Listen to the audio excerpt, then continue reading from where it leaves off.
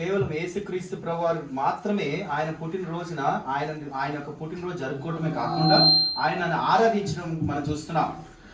The other interesting thing is that it is not just humans who worship him, but it was even the angelic host of heaven that worship him. చూడండి, ఇంకొక ఆసక్తికరమైన విషయం ఏంటి అంటే మానవులు మాత్రమే ఆయన ఆరాధించడం కాకుండా పరలోక దూత సమూహము సైన్యం అంతా కూడా ఆయనను ఆరాధించినట్టుగా మనం చూస్తున్నాం. Now, if you are under the influence and if you are able to listen our voice through this mic, ఒకవేళ ఈ మైక్ ద్వారా మీరందరూ కూడా మా యొక్క మేము చెప్పేది మీకు ఒకవేళ వినబడినట్లయితే,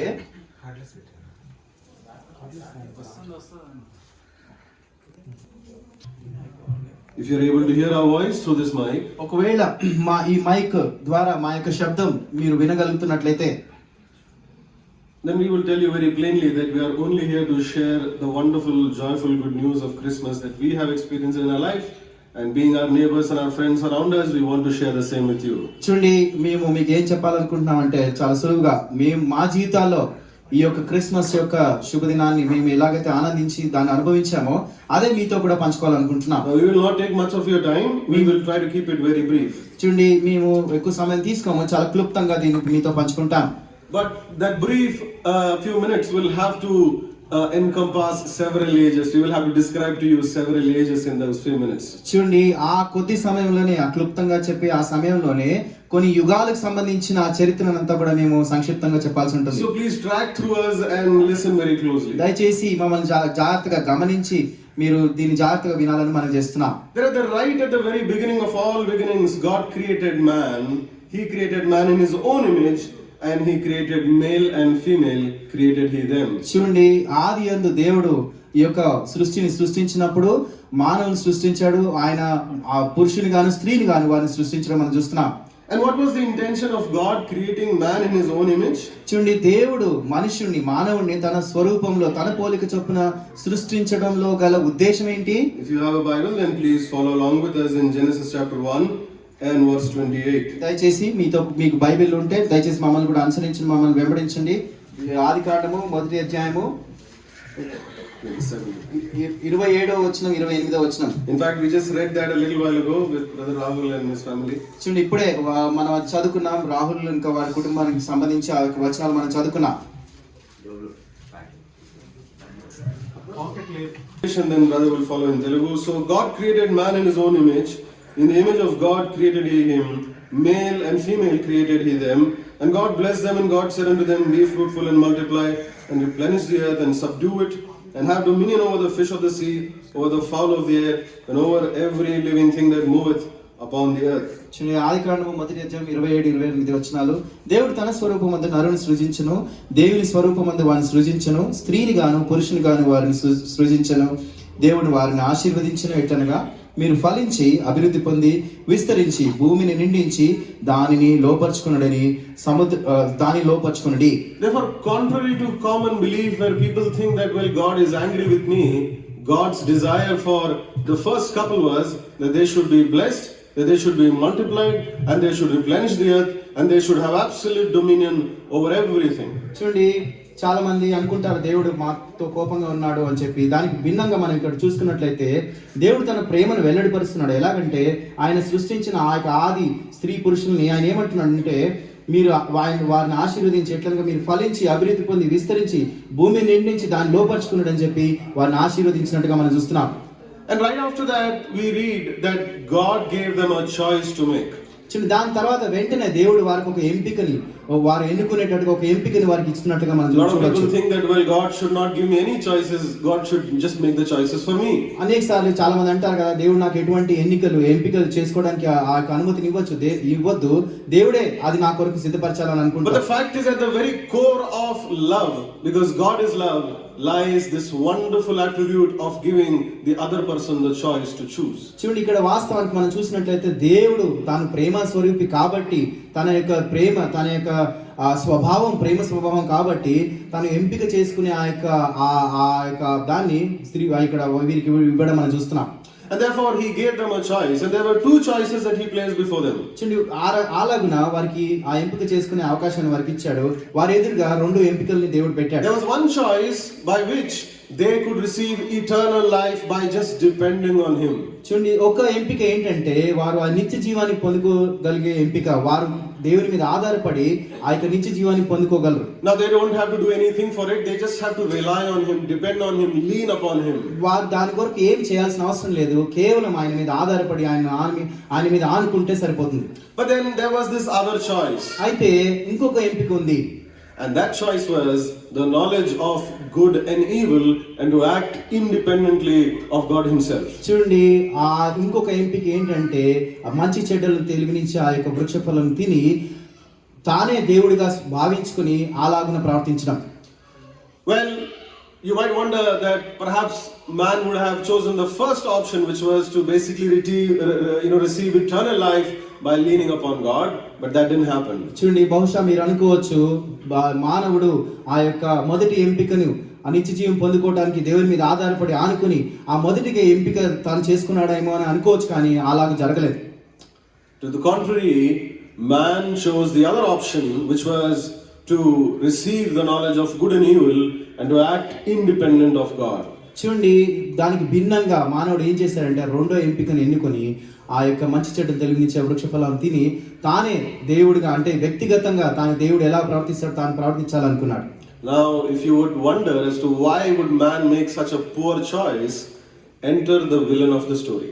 చూడండి, మీరు అనుకోవచ్చు ఎందుకు మానవుడు ఇంత వ్యర్థమైన ఆ యొక్క ఎంపికని చేసుకున్నాడు, ఎందుకు ఇలా జరిగింది అని చెప్పి మీరు అనుకుంటే అక్కడే ఈ యొక్క శత్రువు ప్రవేశించడం మనం చూస్తున్నాం. And that villain of the story, that antagonist of the story is Satan, the old serpent. చూడండి, ఆ యొక్క శత్రువు ఎవరో కాదు, ఈ యొక్క కథ అంతట్లో ఆ యొక్క విలన్ కానీ లేకపోతే ఆ శత్రువు ఎవరో కాదు, ఈ యొక్క సాతానుడే.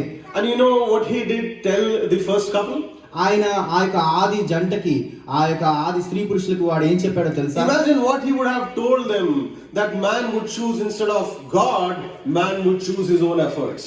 మీరు ఊహించండి, ఆ యొక్క నిత్య జీవాన్ని కొరకైన ఎంపిక కాకుండా ఈ ఎంపిక మానవుడు చేసుకోవడానికి వాడు ఏం చెప్పి ఉంటాడో మీరు In ఊహించండి. a sense, instead of going for eternal life by leaning on God, he chose efforts, he chose knowledge of good and evil.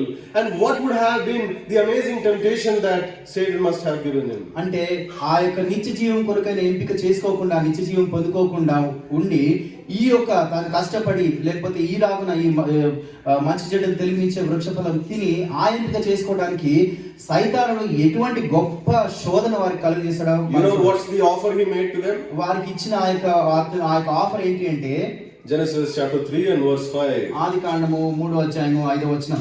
Let's look at the offer that he makes to them. వాడిచ్చిన ఆ యొక్క ఎంపిక ఏంటంటే ఆది కాండం 3వ అధ్యాయం 5వ వచనం.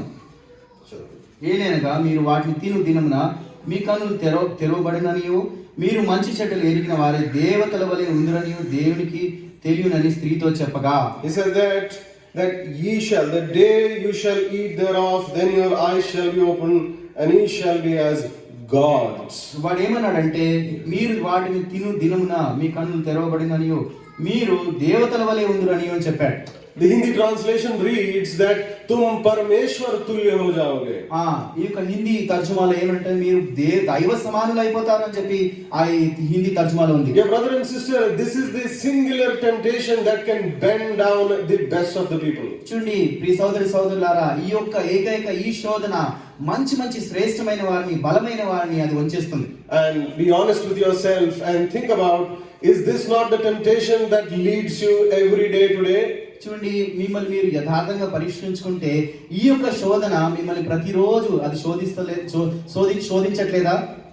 And this is exactly the disease that has now come from that first couple to every single man, because we are all born of that first couple. చూడండి, ఈ యొక్క ఈ పాప రోగమే ఆ ఆది జంట నుంచి ఆ యొక్క ఆది మానవులైన ఆదాము అవ్వ నుంచి ప్రతి ఒక్కరికి ఇది సంక్రమించింది. And the day they said that we don't want to lean on God, we don't want God, but we want to be gods ourselves, they lost the life of God and man forever became alienated from God, dead in his sins and trespasses. చూడండి, వారు చేసిన ఆ యొక్క ఎంపికను బట్టి వారు మేము దేవుని మీద ఆధారపడము, దేవుని మీద ఆనుకోము, మేమే దేవతల వలె దైవ సమానుల వలె ఉంటాము అని చెప్పి వారు చేసుకున్న ఎంపికను బట్టి నేటి వరకు కూడా అది కొనసాగుతుంది. Because they said that we don't want the life of God, the eternal life of God, they indirectly chose death and eternal death. వారు పరోక్షంగా మేము దేవుని యొక్క జీవం మాకొద్దు, ఆ నిత్య జీవం మాకొద్దు అని చెప్పి వారు చేసుకున్న ఎంపికను బట్టి నేటి వరకు మానవుడిని మరణం వెంటాడుతుంది. And that has continued from Adam and Eve, the first couple, our first parents, down to all generation and to all mankind. చూడండి, ఆ యొక్క వారు చేసుకున్న ఆ యొక్క తీర్మానము లేకపోతే ఆ యొక్క ఆ అలవాటు ఆది మానవులైన ఆ యొక్క ఆదాము అవ్వ నుంచి నేటి వరకు కూడా ప్రతి ఒక్క మానవాళంతటి కూడా అది సంక్రమించింది, అది కొనసాగుతుంది. And in fact, what brother reminded a few minutes ago, that as history moved further, God brought a huge flood, a deluge, through which he destroyed every living being that had breath in its nostrils. చూడండి, ఆ రకంగా ఇందాక సహోదరుడు చెప్పినట్లుగా ఆ రకంగా ఆ చరిత్ర కొనసాగుతున్న కొద్దీ దేవుడు ఏం చేస్తాడంటే లోకమంతటి మీదకి గొప్ప జల ప్రళయం తీసుకొచ్చి శ్వాస ఉన్న ప్రతి వ్యక్తిని ఆ జల ప్రళయం ద్వారా దేవుడు నాశనం చేశాడు.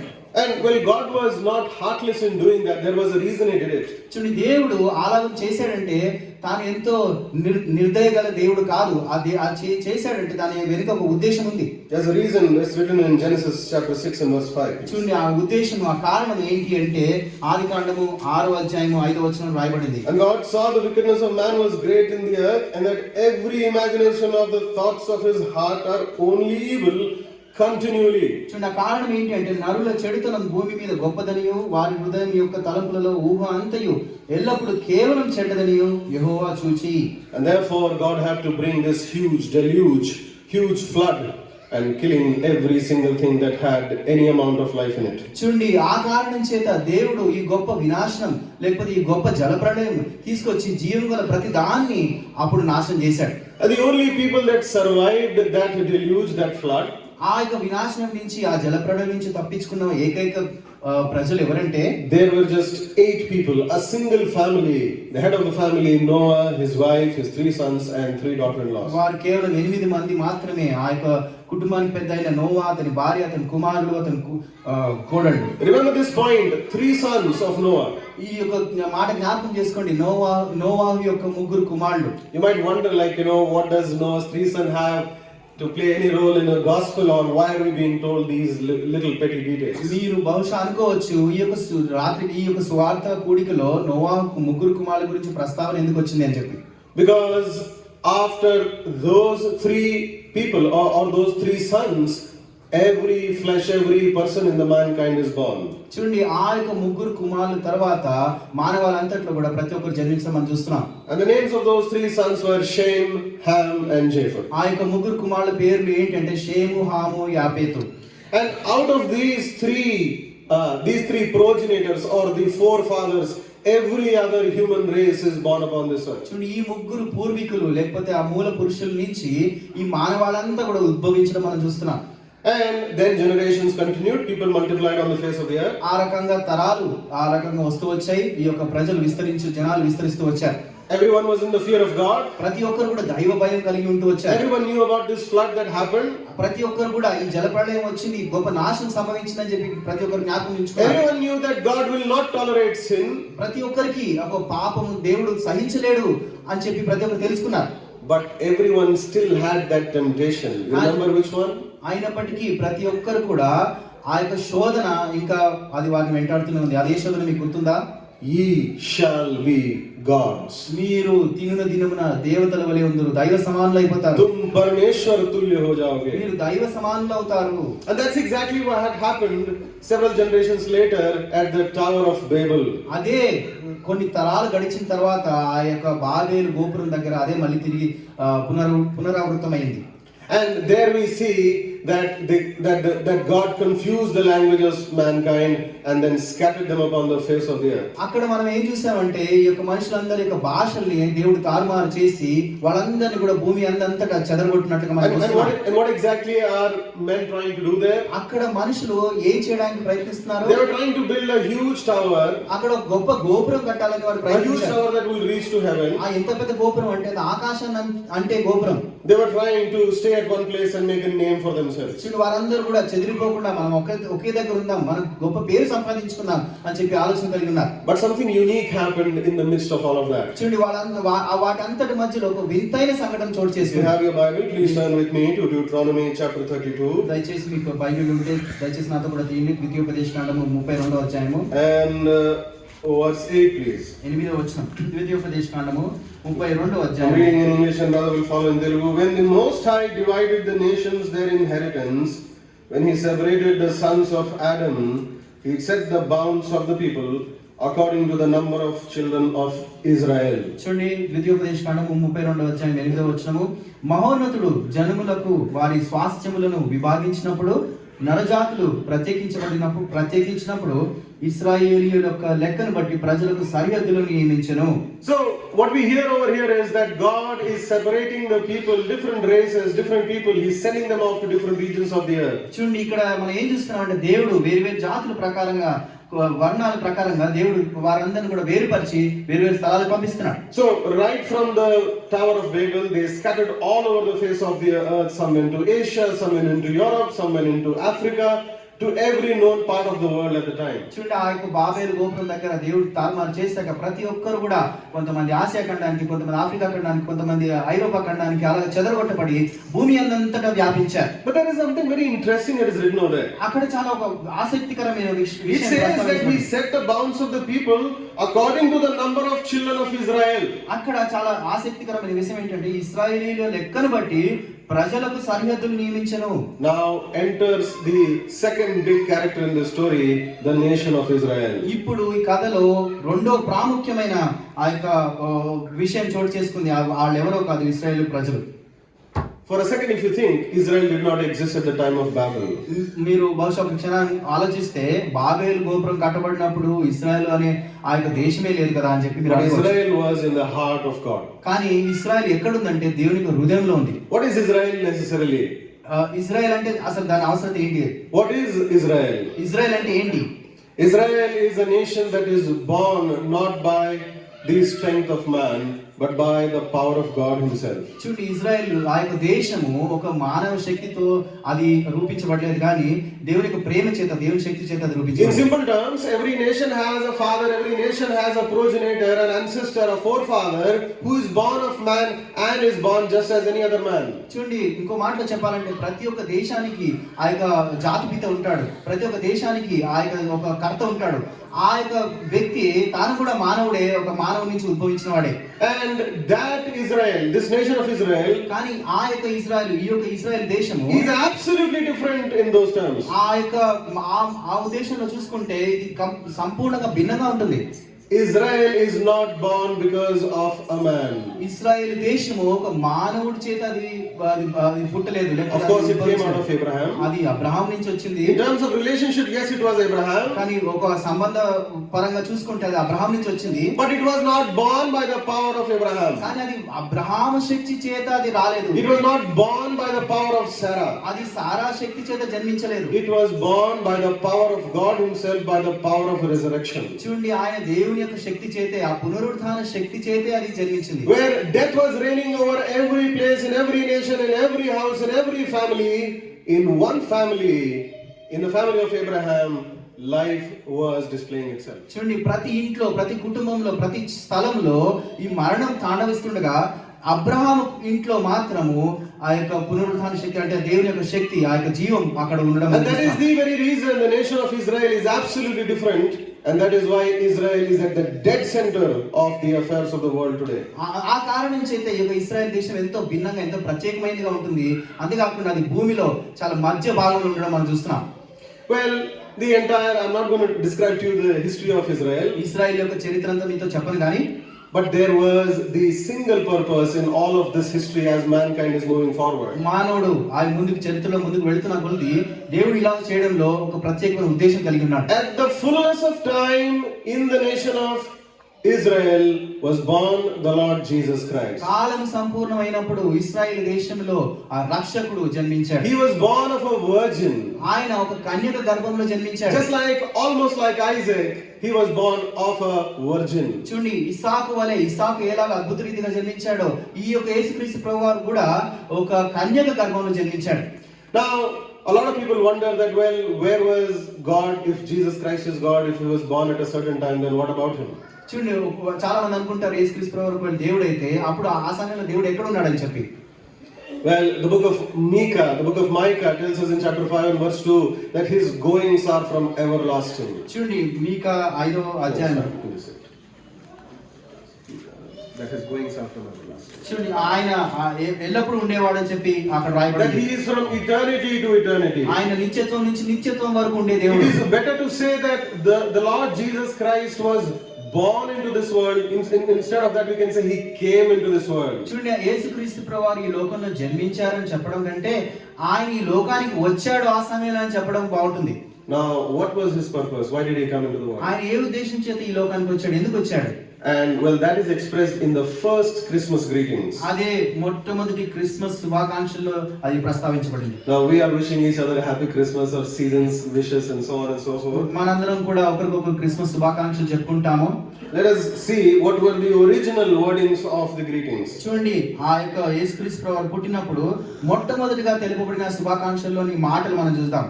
And Luke's Gospel, chapter 2, verse 10 and 11. లూకా సువార్త మొదటి అధ్యాయము 2వ అధ్యాయం క్షమించండి. And verse 10 and 11. I'm Luka reading in సువార్త English. And the angel said unto them, Fear not, for behold, I bring you good tidings of great joy, which shall be to all people.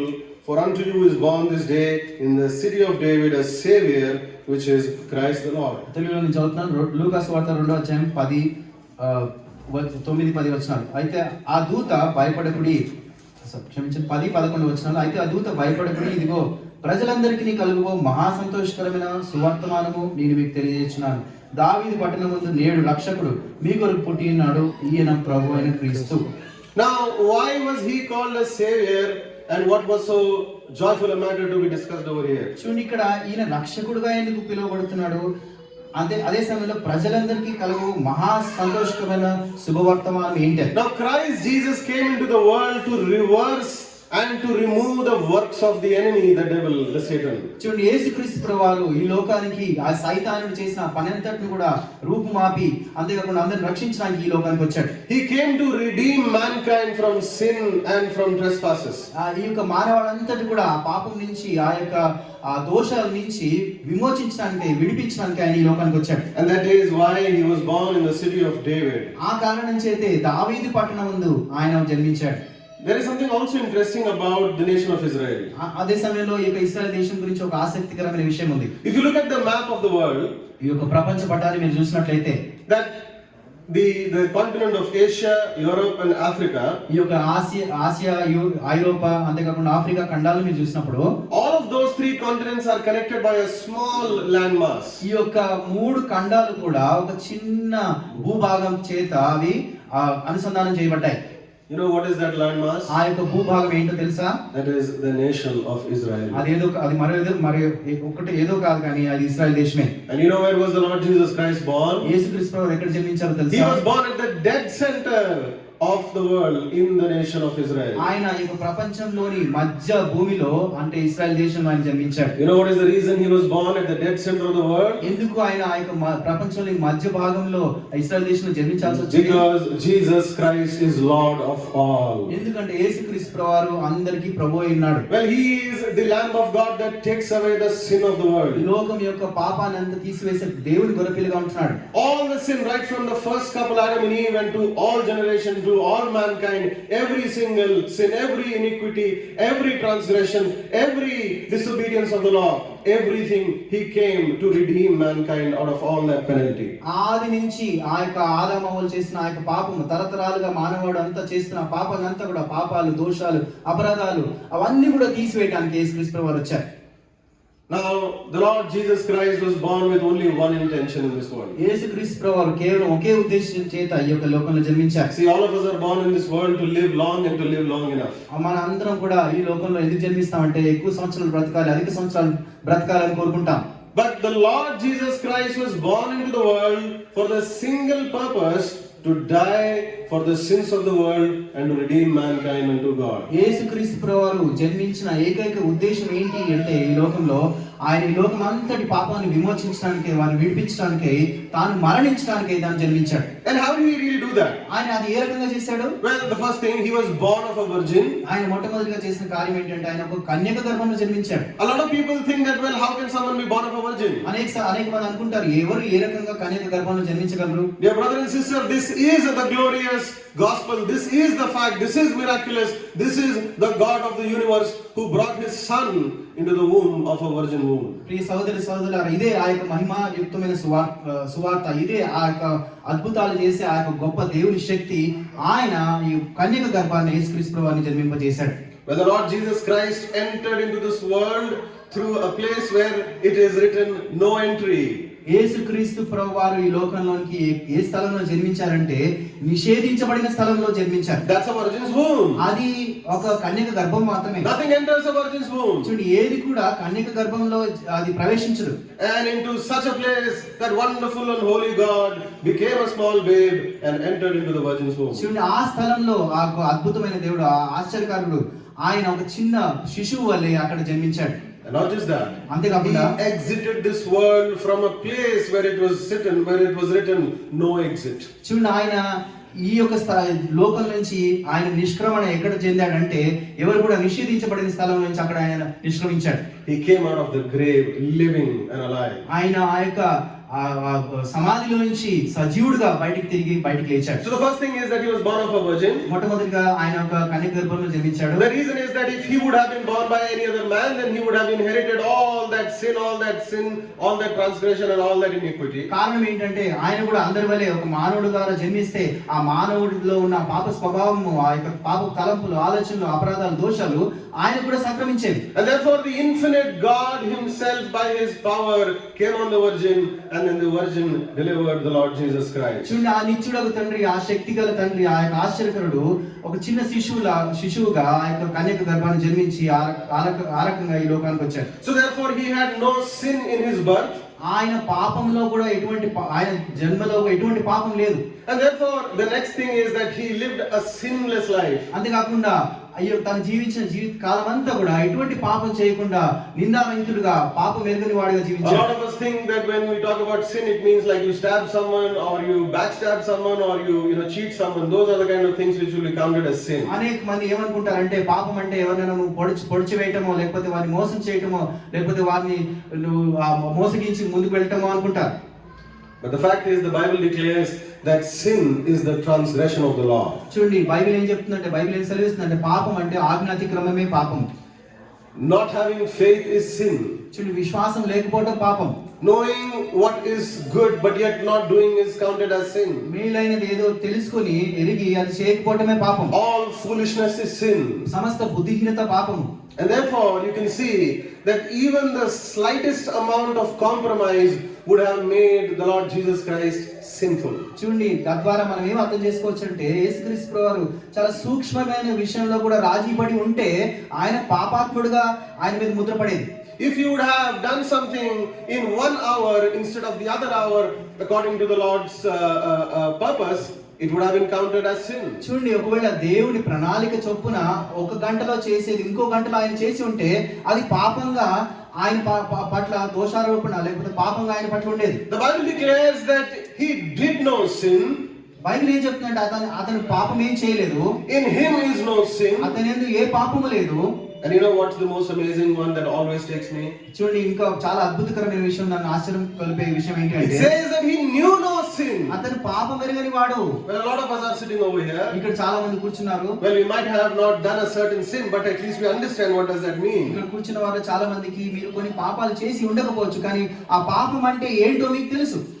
But the Lord Jesus Christ, you know how far separated he is from sin? చూడండి, యేసుక్రీస్తు ప్రభువారు పాపానికి ఎంత ఎడమగా, ఎంత దూరంగా ఉన్నారో తెలుసా? You know how holy he is? ఆయన ఎంత అత్యంత పరిశుద్ధుడిగా ఉన్నాడో మీకు తెలుసా? The Holy Bible says that he knew no sin. ఈ పరిశుద్ధ గ్రంథం ఏం చెప్తుంది? అతను పాపం ఎరుగని వాడు. And such is the Lamb of God. అటువంటి యేసుక్రీస్తు ప్రభువారే దేవుని Dear brother and కొడుకులై sister, ఉన్నారు. ప్రియ సహోదరుడా, if you have put faith in your works, మీ యొక్క క్రియల్లో మీరు నమ్మకం విశ్వాసం you might ఉంచినట్లయితే, have put faith in your pilgrimage, లేకపోతే మీ యాత్రలు చేయడంలో మీరు ఒకవేళ నమ్మకం or ఉంచినట్లయితే, you might have put faith in your devotion, లేకపోతే మీ యొక్క భక్తి తాత్పర్యాల్లో మీ యొక్క నమ్మకం మీరు ఉంచినట్లయితే, you might have put faith in certain fruits, లేకపోతే కొన్ని ఫలాల్లో మీరు మీ యొక్క నమ్మకం ఉంచినట్లయితే, or some flower, లేకపోతే కొన్ని ఫలాల్లో, or maybe some పుష్పాల్లో మీరు- offering, లేకపోతే ఏదైనా చెల్లించడంలో మీ యొక్క నమ్మకం or ఉంచినట్లయితే, just imagine if those can be worth putting your faith, how much more is the Lord Jesus Christ who knew no sin. చూడండి, మీ యొక్క విశ్వాసాన్ని మీ యొక్క నమ్మకాన్ని వాటి మీద ఉంచే యోగ్యత వాటికి ఉంటే, ఒకవేళ మీరు యేసుక్రీస్తు ప్రభువారు ఇంకెంత యోగ్యుడో ఇంకెంత అర్హుడో మీరు ఆలోచించండి. And you know what did he do next? ఆయన దాని తర్వాత ఏం చేశాడు తెలుసా? Well, he went to the cross. ఆయన శిలువను ఎక్కాడు. A lot of people think that what kind of God is he who could not save himself? చాలా మంది అనుకుంటారు తను తాను రక్షించుకొని దేవుడు ఏం దేవుడు ఇతను. Imagine a burning house. చూడండి, ఒకవేళ మీరు ఒక ఉదాహరణకి ఒక కాలిపోతున్న ఈ గృహాన్ని ఇంటిని చూసుకోండి. And there are two women standing out. ఒక ఇద్దరు స్త్రీలు బయట ఉన్నారు అనుకోండి. One of them is the mother of a child who is stuck inside the fire. దాంట్లో ఇద్దరు స్త్రీలు, ఒక స్త్రీ ఆ మంటలో చిక్కుకున్న బాలుడి యొక్క తల్లి. And the entire house is on fire. There is no way she can bring the child out and herself both unscathed. చూడండి, ఆ యొక్క ఇల్లంతా కూడా, గృహమంతా కూడా కాలిపోతుంది. ఆమె లోపలికి వెళ్ళి ఆ బిడ్డని సురక్షితంగా, తాను కూడా సురక్షితంగా బయటికి వచ్చే అవకాశం లేదు. Now the mother has to make a split second decision over there. ఇక్కడ ఆ యొక్క తల్లి క్షణ మాత్రంలో ఒక నిర్ణయం తీసుకోవాలి. Well, should I go inside? And if I go inside, if I protect my child, my face would be forever marred and I would be counted as heinous and disgusting to look upon. చూడండి, నేను ఒకవేళ లోపలికి వెళ్ళి ఆ యొక్క నా బిడ్డని కాపాడుకోవాలంటే ఆ యొక్క మంటలో నేను కాలిపోయి నా ముఖమంతా కూడా ఎంతో హీనంగా తయారవుతుందని చెప్పి ఆమె ఆలోచించింది. What do you think? Several mothers are sitting over here. What would the mothers do? ఇక్కడ కూర్చున్న వాళ్ళు చాలా మంది తల్లులు ఉన్నారు. ఒకవేళ ఆ తల్లి ఏం నిర్ణయం తీసుకుందో మీరు మీరు ఆలోచించండి. It should not happen, but I'm just making అది ఆ రకంగా జరగకూడదు, కానీ ఉదాహరణకి మీరు ఆలోచించండి.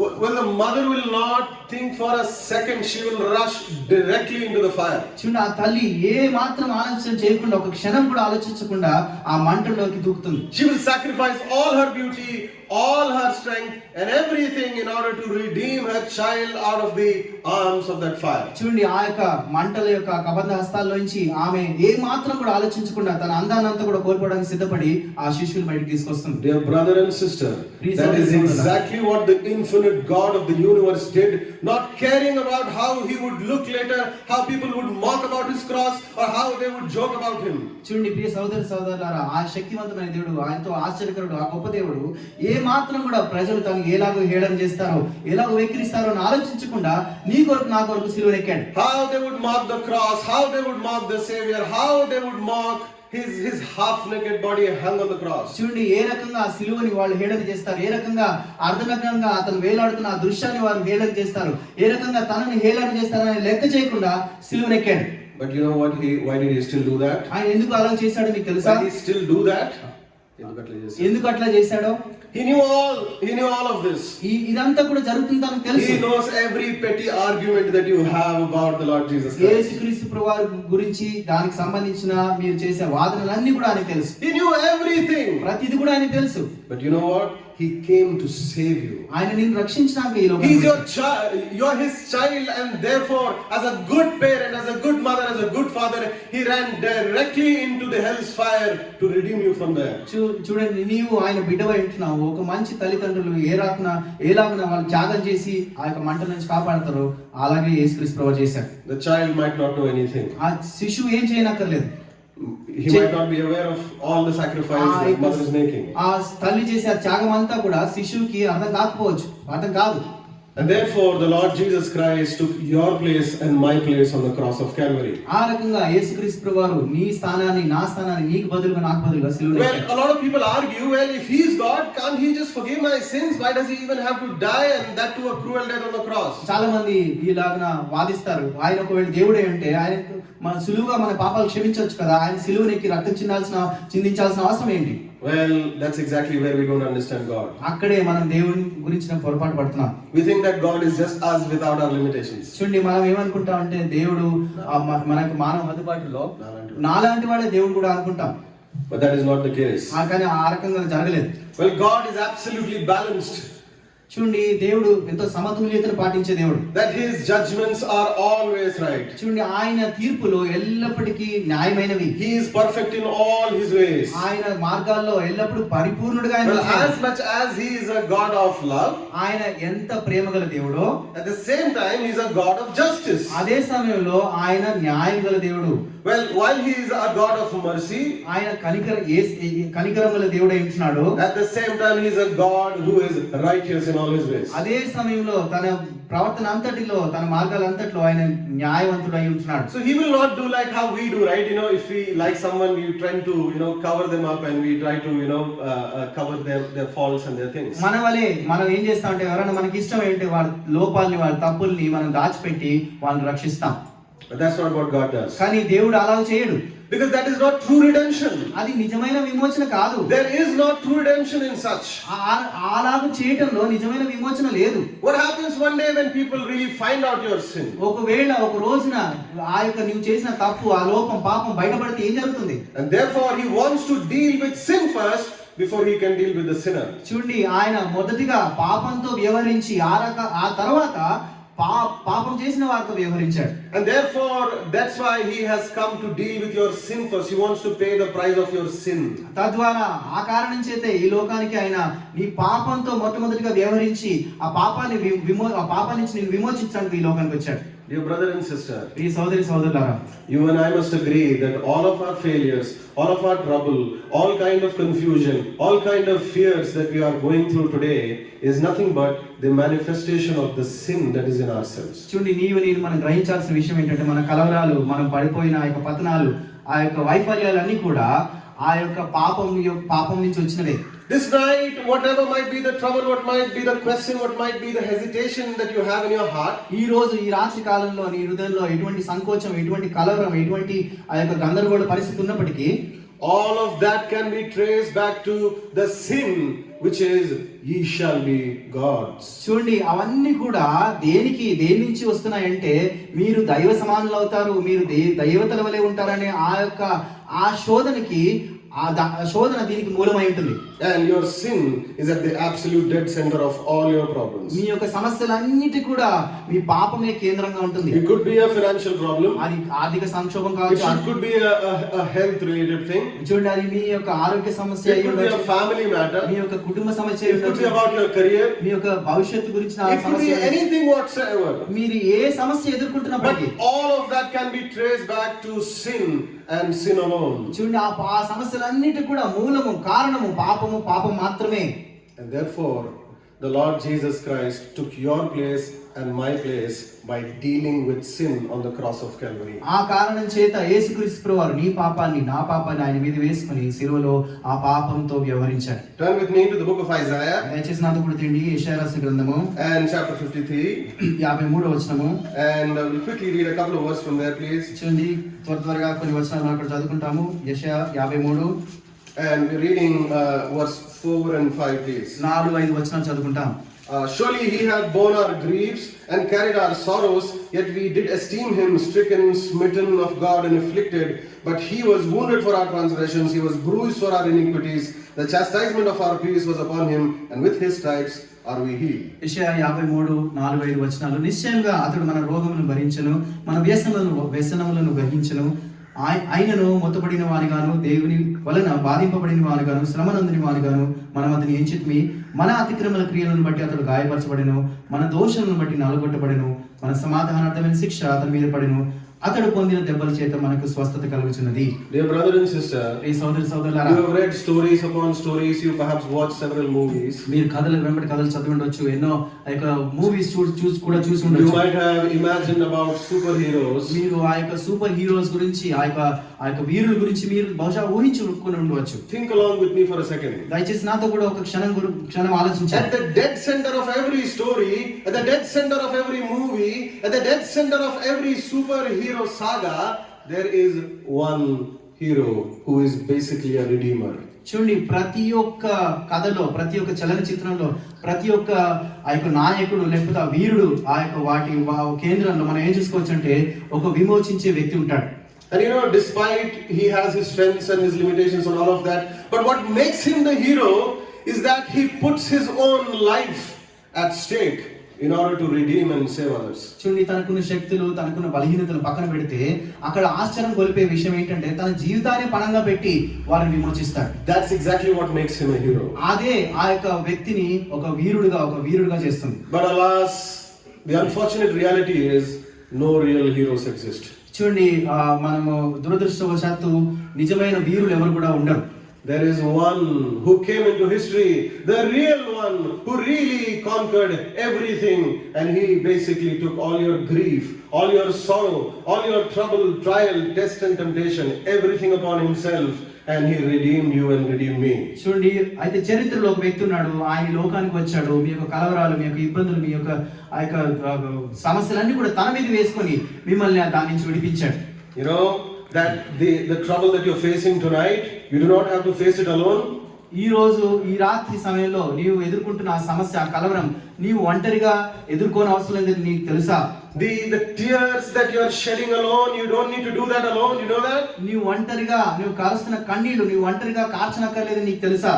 You're absolutely scared that once I sleep tonight, I have to face tomorrow, and I'm absolutely uncertain about my tomorrow. Do you know that you do not have to have that worry? చూడండి, ఈ రోజు రాత్రి నేను పడుకొని రేపు లేచి నేను ఆ సమస్యను ఎదుర్కోవాలి, లేకపోతే ఆ అనిశ్చయతను నేను ఎదుర్కోవాలని చెప్పి నీవు అనుకుంటూ ఆ కలవరపడుతూ పడుకుంటున్నావు. అది అవసరం లేదు. దేవుడు నీకు తోడుగా ఉంటాడని మీకు తెలుసా? The Lord Jesus Christ has paid every single of your price. You're absolutely a free person if you're willing to lean upon and to trust in the Lord Jesus Christ. చూడండి, యేసుక్రీస్తు ప్రభువారు ఆ వెలంతా కూడా చెల్లించాడు, తనంతా కూడా భరించాడు. ఒకవేళ మీరు ఆయన మీద ఆధారపడి ఆయన మీద ఆనుకోవాలనుకుంటే వీటన్నిటి నుంచి విడిపిస్తాడు. For the sins that you made of your head, a crown of thorns was placed on his head. నీవు తలలో నువ్వు చేసిన తలంపుల ద్వారా చేసిన పాపాన్ని బట్టి ఆయన తల మీద ముళ్ళ కిరీటం పెట్టబడింది. Because of the things that you did with your hands, his nails were put into his hands. నీవు చేతుల ద్వారా చేసిన ఆ యొక్క పాప క్రియలను బట్టి ఆయన చేతుల్లో ఆ యొక్క మేకులు గుర్చుపడ్డాయి. Because of where your feet took you, nails were put on his feet. నీ పాదాలు ఏ పాప స్థలాలకి నిన్ను తీసుకెళ్ళాయో ఆ కారణం చేత ఆయన పాదాలకి ఆ మేకులు కొట్టబడ్డాయి. And because of every burden of sin that you took upon yourself, his back was bruised completely with the whip. నీవు ఆ పాప భారాన్ని అంతా మోసుకుంటూ ఆ పాపాలు చేస్తూ ఉన్న కారణం చేత ఆయన వీపంతా కూడా ఆ యొక్క కొరడా దెబ్బల చేత గాయపరచబడింది. Dear brother and sister, ఈ సోదరులారా, the Lord Jesus Christ gave himself on the cross willingly. యేసుక్రీస్తు ప్రభువారు కలువరి శిలువలో తనంతట తానే స్వచ్ఛందంగా తాను అప్పగించుకున్నాడు. And he gave up his life. ఆయన తన జీవితాన్ని అర్పించాడు. And then he was buried. ఆయన పాతి పెట్టబడ్డాడు. And then he rose again on the third day. మూడో దినాన తిరిగి లేచాడు. And you know what does that tell me? అది మనకి ఏం చూపిస్తుందంటే, when he rose again on the third day, it tells me that yes, he was born of a virgin, and yes, he was a sinless man. ఆయన తిరిగి లేచిన ఆ యొక్క దాన్ని మనం చూసినట్లయితే అవును ఆయన నిశ్చయంగా కన్యక గర్భంలో జన్మించాడు, ఆయన నిశ్చయంగా తిరిగి లేచాడు అని చెప్పి. Because the Bible says that మరణం ఆయన్ని బంధించి ఉంచుట అసాధ్యము.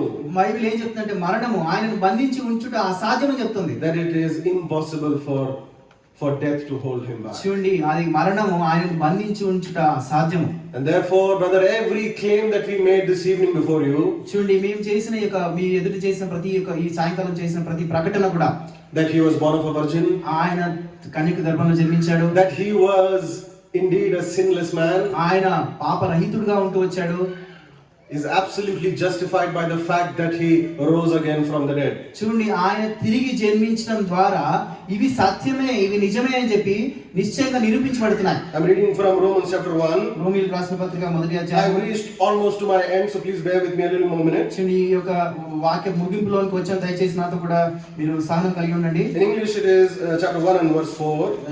ఇక ఇంగ్లీష్ బైబిల్లో రోమీయులకు రాసిన పత్రిక మొదటి అధ్యాయం 4వ వచనంలో ఉంది. And it says that declared to be the Son of God with power according to the Spirit of holiness by the resurrection from the dead. చూడండి, తెలుగులో కలిసి ఉన్నాయి. మృతులలో నుండి పునరుత్థానుడైనందున పరిశుద్ధమైన ఆత్మను బట్టి దేవుని కుమారుడిగా ప్రభావంతో నిరూపింపబడెను. A lot of people these days are asking like, how do we believe that he was really born of a virgin? చూడండి, చాలా మంది ఈ రోజు అడుగుతారు, ఎలాగున ఆయన కన్యక గర్భంలో జన్మించాడని మేము నమ్మగలము. And they shame the Mother Mary as well. చూడండి వారి యొక్క తల్లి అయిన మరియను కూడా అవమానిస్తారు. But the fact is, it is very clearly written over here that by the resurrection from the dead, he was declared without any hesitation to be the Son of God. చూడండి వాస్తవం ఇక్కడ రాయబడింది, మృతులలో నుండి పునరుత్థానం అయినందున పరిశుద్ధుడైన ఆత్మను బట్టి దేవుని కుమారుడుగా ప్రభావంతో నిరూపించబడ్డాడు. Dear brother and sister, ప్రియ సోదరి సోదరులారా, once upon in our own lives, the people who are gathered over here, including the ones who are speaking to you now, we were sinners born into sin. చూడండి ఇక్కడ కూర్చున్న వారందరిలో మేము మాట్లాడుతున్న మేము కూడా ఒకప్పుడు పాపంలో జన్మించాం, పాపంలో ఉంటూ వచ్చాం. That we were dead in our sins and trespasses and going about fulfilling the desires of our flesh and our mind, and just as others, we were children of wrath. చూడండి ఈ యొక్క శరీరేచ్ఛలకు లోనై పాపం ఆ యొక్క పాపంలోను అపరాధ దోషంలోను మేము చచ్చిన వారిగా ఉంటూ ఈ యొక్క పాపేచ్ఛలను నెరవేర్చుకుంటూ ఇతరుల వల్లే మేము కూడా ఉంటూ వచ్చాం. But one fine day we heard the good news, the same good news that you are hearing this evening. ఒక రోజున మీరు వింటున్న ఈ యొక్క సువర్తమానము మేము కూడా ఒక రోజున మేము విన్నాం. And we inquired, okay, I like this news, but what should I do? మేము అప్పుడు దాని గురించి విచారించాం. ఓకే, ఈ యొక్క సువర్తమానం బాగుంది, అయితే దీని గురించి నేను ఏం చేయాల్సి ఉంటుంది. And we heard something like this. ఈ రకంగా మేము విన్నాం. The Acts of Apostles chapter 2. అపోస్తలుల కార్యములు 2వ అధ్యాయము. And please turn with me. దయచేసి కూడా నాతో కూడా తీయండి. అపోస్తలుల కార్యములు 2వ అధ్యాయము And verse 37 and 38. 37, 38 వచనం. వారు ఈ మాట విని హృదయంలో నొచ్చుకొని, సహోదరులారా మేము ఏమి చేతుమని పేతురును కడమ అపోస్తలులను అడుగుగా, పేతురు, మీరు మారు మనసు పొంది పాప క్షమాపణ నిమిత్తం ప్రతివాడు యేసుక్రీస్తు నామమున బాప్తిసం పొందుడి, అప్పుడు మీరు పరిశుద్ధాత్మను వరం పొందుదురు. And that's exactly what we did ourselves as well. అదే మేము కూడా మా జీవితంలో We repented of our sin. మా యొక్క పాపం నిమిత్తమై పశ్చాత్తాపడ్డాం. Dear brother and sister, if you take a very serious, a very certain look at your life, it is bound to cause you to repent. చూడండి ప్రియ సోదరులారా, మీ యొక్క జీవితాన్ని చాలా మీరు క్షుణ్ణంగా పరిశీలిస్తే మీరు నిశ్చయంగా పశ్చాత్తాపపడాలి. And therefore, as we put our faith in our Lord Jesus Christ, ఆ రకంగా యేసుక్రీస్తు వారి మీద మా విశ్వాసం, మా నమ్మకం ఉంచినప్పుడు, and then our life was transformed, He came into our heart. మా యొక్క హృదయాల్లోనికి ఆయన వచ్చి మా జీవితాన్ని రూపాంతరపరిచాడు. He changed the absolute course of our life altogether. మా యొక్క జీవిత గమనాన్ని ఆయన సంపూర్ణంగా మార్చివేశాడు. Now, in the closing, I would just like to mention this. ముగింపులో కొన్ని విషయాలు నేను మీతో చెప్పాలనుకుంటున్నాను. ఒకటే విషయం చెప్పాలనుకుంటున్నాను. If you remember, I told you about the 3 sons of Noah. మీకు జ్ఞాపకం ఉంటే నోవాహు యొక్క 3 కుమారుల గురించి నేను చెప్పాను కదా. Dear brother and sister, God is worried about every single man on this earth. ప్రియ సోదరుడా, ఈ లోకంలో జన్మించిన ప్రతి వ్యక్తి గురించి దేవుడు చింత కలిగి ఉన్నాడు. We try to make God is my God and your God and this and that. మనం అందరం కూడా దేవుడు ఈ దేవుడు మా దేవుడు అని చెప్పి మనము వాదిస్తూ ఉంటాం. Can we lay a claim on heaven? మనము ఈ రకంగా ఆ యొక్క పరలోకము నాది అని చెప్పి ఆ రకంగా మనము వాదించగలమా? Can we say that about the sky? చూడండి, ఆ యొక్క ఆకాశం నాది, ఇది నాకు చెందింది అని చెప్పగలమా? Can we say that about the earth? ఈ ఆ రకంగా ఈ భూమి అంతా కూడా నాది అని చెప్పగలమా? Can we say that about the mighty oceans? చూడండి, ఈ గొప్ప ఆ యొక్క సముద్రాల గురించి ఈ సముద్రం నాది అని చెప్పగలమా? Can we say that about the air and wind? మనకు చుట్టూ ఉన్న ఈ యొక్క వాయువు గురించి దాని గురించి ఇది నాకు చెందింది అని చెప్పి చెప్పగలమా? Can we say that about any of those elements? ఈ యొక్క విషయాలన్నిటి గురించి కూడా ఇవి నాకు చెందినవి అని చెప్పి మనము చెప్పగలమా? We cannot. మనం చెప్పలేము. Because man wants to be selfish. ఎందుకంటే మానవుడు ఎప్పుడు కూడా స్వార్థపరుడుగా ఉండాలని He's కోరుకుంటాడు. trying to talk about things in terms of yours and mine. నీది నాది అని చెప్పి ఎల్లప్పుడూ దాని గురించే వాదిస్తూ But the చెప్తాడు. Bible says that there is one God and one mediator between God and man, the man Christ Jesus. చూడండి, Bible ఏం చెప్తుంటే మానవుడికి దేవుడికి మధ్యలో ఒక మధ్యవర్తి ఉన్నాడు, ఒక దేవుడే ఉన్నాడు అని చెప్పి బైబిల్ చెప్తుంది. And therefore, there is no difference of caste, creed, color, language, tongue, anything. చూడండి, తద్వారా మనం ఏం అర్థం చేసుకోవచ్చు అంటే జాతి, కుల, వర్ణ భేదాలు ఎటువంటివి కూడా లేవు. Whatever differences we have is only superficial. చూడండి, మనం కలిగి ఉన్న ఈ విభేదాలన్నీ కూడా అవి పైకి కనపడే విభేదాలే. Someone has less money, someone has more money, more education, less education, more beauty, less beauty, more social status, less social status. చూడండి, కొంతమందికి విద్య ఎక్కువ ఉండొచ్చు, తక్కువ ఉండొచ్చు, కొంతమందికి డబ్బు ఎక్కువ ఉండొచ్చు, తక్కువ ఉండొచ్చు, కొంతమందికి సామాజిక స్థితిలో కొంతమంది ఎక్కువగా ఉండొచ్చు, తక్కువగా ఉండొచ్చు. అదంతా కూడా పైకి కనపడేవి మాత్రమే. We all are born into this world only in one manner, crying. చూడండి, మనందరం కూడా ఈ లోకంలో ఒకే పద్ధతిలో ఒకే రీతిగా జన్మించాం. ప్రతి ఒక్కరు కూడా ఏడుస్తూ జన్మించాం. We pass on this world crying. ఈ యొక్క లోకంలో మన యొక్క యాత్ర ఏడుస్తూనే ముగిస్తాం. And when we leave people crying. చూడండి, మనం వదిలి వెళ్ళినప్పుడు మన చుట్టూ ఉన్న వారు కూడా ఏడుస్తారు. There is no difference. All have sinned and come short of the glory of God. ఏ భేదము లేదు, అందరూ పాపం చేసి దేవుడు అనుగ్రహించి మహిమను పొందలేకపోతున్నారు. And therefore, God wants that every man must be redeemed. చూడండి, ఆ కారణం చేత ప్రతి ఒక్క మానవుడు కూడా విమోచింపబడాలి, విడిపించబడాలని చెప్పి దేవుడు There is కోరుతున్నాడు. something interesting in the book of the Acts. చూడండి, అపొస్తలుల కార్యంలో ఒక ఆసక్తికరమైన విషయం ఉంది. After the Lord Jesus Christ died, buried, and God rose again and యేసుక్రీస్తు ascended. ప్రభువారు తిరిగి చనిపోయి తిరిగి పునరుద్ధరణ అయిన And తర్వాత, then after he ascended, ఆయన ఆరోహణమైన తర్వాత he sent his Holy Spirit into his believers. ఆ యొక్క విశ్వాసుల మధ్యకి ఆ యొక్క పరిశుద్ధాత్మను And in the పంపించాడు. book of Acts, there are 3 people's conversion that is described. చూడండి, ఈ యొక్క అపొస్తలుల కార్యంలో ముగ్గురు వ్యక్తుల యొక్క మార్పును అది ప్రస్తావిస్తుంది. One is the Apostle Paul. ఒక వ్యక్తి ఎవరంటే అపొస్తలుడైన పౌలు. The second is Cornelius. రెండో వ్యక్తి ఎవరంటే Cornelius. And the third one is the Ethiopian eunuch. మూడో వ్యక్తి ఎవరంటే ఐథోపియా ఆ యొక్క ఆ వ్యక్తి నపుంసకుడు. You know why only those 3 lives? ఎందుకు ఈ ముగ్గురు వ్యక్తుల మార్పే ఇక్కడ Because ప్రస్తావించబడింది? they represent those 3 families in this world. ఎందుకంటే ఆ ముగ్గురు కూడా ఈ లోకంలోని 3 కుటుంబాలని సాదృశ్యంగా ఉంటున్నాయి. The one Paul who was born of Shem, he came from the line of Shem. చూడండి, ఈ యొక్క అపొస్తలుడైన పౌలు ఈ యొక్క షేము ఆదాము కుమారుడు నోవాహు కుమారుడైన షేము వంశావళి నుంచి వచ్చినవాడు. Cornelius was born of the line of Japheth, he was a Roman. చూడండి, ఈ కొర్నేలి ఆ యొక్క యాఫేతు వంశావళి నుంచి వచ్చినవాడు, అతడు రోమీయుడు. And then from Ham and Ham's line came the Ethiopian eunuch. ఆ యొక్క హాము యొక్క వంశావళి నుంచి వచ్చిన ఈ యొక్క ఐథోపియా నపుంసకుడు. Dear brother and sister, ప్రియ సోదరులారా, whatever confusion you might have, it is only limited to your head. చూడండి, మీరు కలిగి ఉన్న ఈ కలవరము, ఈ గందరగోళ పరిస్థితి అంతా కూడా అది కేవలం మీ హృదయాలకు, మీ మనసుకు సంబంధించింది. I'm going to read one last verse here. చివరి వచనం ఇక్కడ చదివి In the book of Revelation chapter 5 ప్రకటన రాసిన గ్రంథము 5వ అధ్యాయము and verse 9. ప్రకటన 5:9. And there is a portion over there, the second portion. It says that, and has redeemed us to God by thy blood out of every kindred and every tongue and people and nation. చూడండి, నీవు వధింపబడిన వాడివై నీ రక్తం ఇచ్చి ప్రతి వంశములోను ఆయా భాషలు మాట్లాడే వారిలోను ప్రతి ప్రజలోను ప్రతి జనములోను దేవుని కొరకు మనుషులు కొని మా దేవునికి వారి రాజ్యంగాను యాజకులుగాను ఆయన విడిపించాడు. Every kindred and tongue and people and nation. చూడండి, ప్రతి వంశంలోను ఆయా భాషలు మాట్లాడే వారిలోను ప్రతి ప్రజలోను. Dear brother and sister, if this evening you are able to hear what we just shared with you, ఈ సోదరులారా, ఈ సాయంకాల సమయంలో మీకు పంచుకున్న ఈ యొక్క మాటలు మీరు వినినట్లయితే, we humbly ask and desire of thee that you would give your heart to the Lord Jesus Christ. ఈ యొక్క హృదయాలను యేసుక్రీస్తు ప్రభువుకి సమర్పించమని చెప్పి ఎంతో వినయంగా మిమ్మల్ని బ్రతిమాలుకుంటున్నాను. The Bible says that if thou shalt confess with thy mouth the Lord Jesus and shalt believe in thine heart that God raised him from the dead, thou shalt be saved. చిన్న Bible ఏం చెప్తుందంటే, యేసుక్రీస్తు ప్రభు అని మీ నోటితో ఒప్పుకొని దేవుడు ఆయన మృతులలో నుండి లేపినని చెప్పి మీ హృదయంలో విశ్వసిస్తే మీరు రక్షింపబడతారు. There are no efforts altogether. మీరు ఎటువంటి ఆ యొక్క ప్రయాస పడనక్కర్లేదు. It is just faith. అది కేవలం విశ్వాసం మాత్రమే. Just as how a little child throws his entire weight on his mother, throw your entire weight on the Lord Jesus Christ. చిన్న ఒక చిన్న బిడ్డ తన బరువునంతా కూడా, తన భారాన్నంతా కూడా తల్లి మీద ఎలా మోపుతాడో, మీ భారము, మీ బరువు అంతా కూడా యేసుక్రీస్తు ప్రభువారి మీద మోపండి. That's exactly what the Lord Jesus Christ means when he says that unless you become like these little children, you shall not enter into the kingdom of heaven. యేసుక్రీస్తు ప్రభువారు మీరు చిన్న బిడ్డల వారి వంటి వారు అయితేనే తప్ప పరలోక రాజ్యంలో ప్రవేశించడానికి చెప్పిన మాటలో అర్థం అదే. Dear brother and sister, make this humble prayer. Humble yourself, confess your sin and lean upon the Lord Jesus Christ. ప్రియ సోదరులారా, పశ్చాత్తాపడి ఒక చిన్న ప్రార్థన చేయండి. ఆ యేసుక్రీస్తు ప్రభువారి మీద ఆనుకోనండి, ఆధారపడండి.